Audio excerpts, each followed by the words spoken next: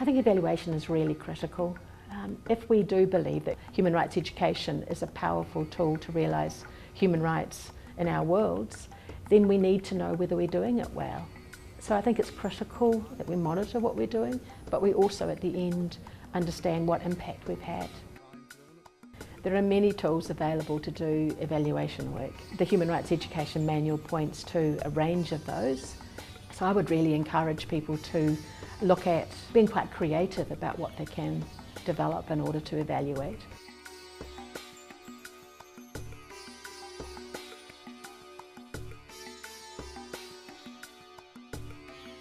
There was now the crimes against women, it is said that they are on increase.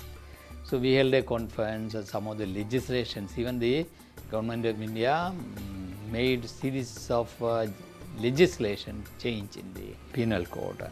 So that is pursuant to our suggestions, and the seminar and discussion, series of discussion took place. So relating to rape and throwing acid on women, that is some of the type of crimes which is being committed in India. So there also the penal code was amended. One of the challenges in evaluating human rights education is the challenge of measuring something in the short term that is really long term in its impact. Most evaluation takes place either at the time of a course or a human rights education activity or shortly afterwards. It's practical to do it that way, but we shouldn't stop our evaluation of a particular program on the day that it ends.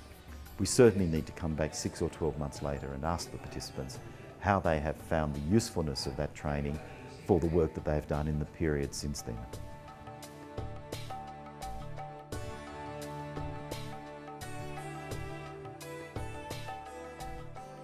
We get some feedbacks immediately after the course during the evaluation process, the good aspects and also the areas to improve. And then we revise our methodology. We also revise the content based upon these feedbacks as far as practicable, as far as possible. With long-term impact, we get lately because the participant they report back to their respective organizations and institutions, and also the areas to improve. The National Diversity Forum is an annual coming together of different parts of New Zealand society. So that includes state sector, regional government, so local government, business, community groups, museums, libraries, different networks. So people come together to talk about, to plan, to debate, to discuss what they can do for the next year, things they can do about promoting cultural diversity. The best evaluation is still determining what are the actions that has been generated from the forum.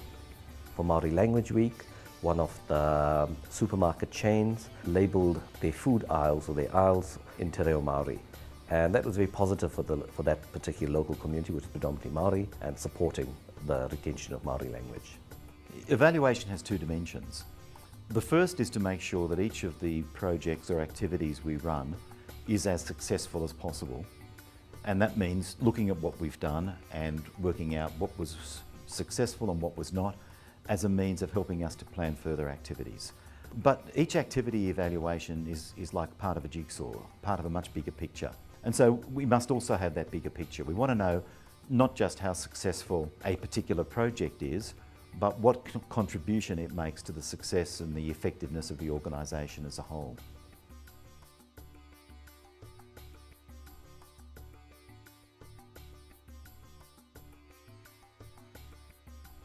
With one of our campaigns around bullying, which we called Back Me Up, it was a focus on young people. The whole campaign was run on Facebook. So we've run that campaign over 2 years, and it's been really successful for us. I think for us, we involved the target group in the design of it. They were involved in designing the campaign, in designing the logo, even we had them involved in the judging. The good thing of running it in over 2 years is that all the lessons we learned in the first year we were able to follow through into the second year. So I want to ask you to do something for me. I want you to stand up if you've been cyberbullied. you've witnessed somebody being bullied, cyberbullied, stand up. Wow. Being born in war and growing up in war and conflict, people get the mentality of war. So what we aim to teach children human rights is very vital to them because we can change their mindsets. You see, we had a child that had fled from home. Possibly their parents had beaten him up, and he was given to the policeman. Policeman had also abused him, and he was taken to the Human Rights Commission. He was saying that if I have the power, if I have the money, I will buy a gun, I will shoot to kill people. And this was the mentality of the child that was brought into the commission. After 1 week or so, he had learned to draw, to paint with pencil, with colors. So he had to draw, he had painted a very beautiful pigeon. We asked him that, why have you drawn this pigeon? And he told us, I wish to live in a very calm environment, and I want to work for peace. And we have the UNESCO statement that as the war starts from the minds of the men, so the peace also should start and to be constituted into the mind of the man.